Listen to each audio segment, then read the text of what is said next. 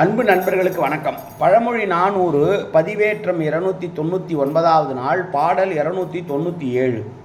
வெள்ளம் பகை எனினும் வேறு இடத்தார் செய்வது என், கள்ளம் உடைத்தாகி சார்ந்த கழி நட்பு, புல் ஒலி பொய்கை புனல் ஊர, அகுது அன்றோ அள் இல்லத்து உண்ட தனிசு.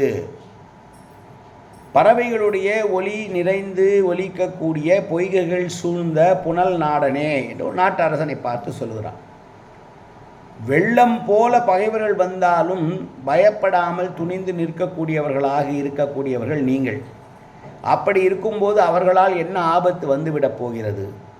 ஆனால் கரடி போல மனதில் கள்ளத்தனம் நிரம்பியவர்களை அருகிலே வைத்து கொண்டு அவர்களுடைய விரோதத்திலிருந்து தப்பிப்பதற்காகத்தான் முயற்சிக்க வேண்டுமே தவிர, வெளியிலே இருந்து வருகிற பகையால் உங்களை ஒன்றும் செய்ய முடியாது. வெளிப்பகை என்பது வெள்ளம் போல் இருந்தாலும் அதை சமாளிக்க முடியும். ஆனால் நண்பர்கள் என்று சொல்லிக்கொண்டு அருகில் இருந்து கொண்டே நமக்கு தீமை செய்பவர்களை நாம் தக்கபடி ஆராய்ந்து அவர்களை விலக்கி வைப்பதுதான் நமக்கு நன்மை பயக்கும்.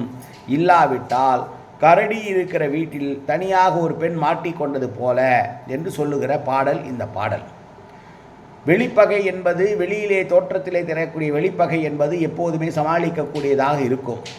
ஆனால் அருகில் இருக்கிற உட்பகை தான் நம்மை கொல்லக்கூடியதாக மாறிவிடும். எனவே அதிலே கவனம் தேவை என்று சொன்ன பாடலை பார்த்தோம். மீண்டும் பாடல்.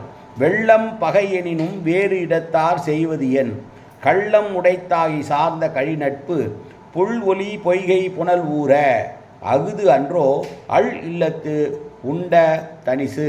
நன்றி, வணக்கம்.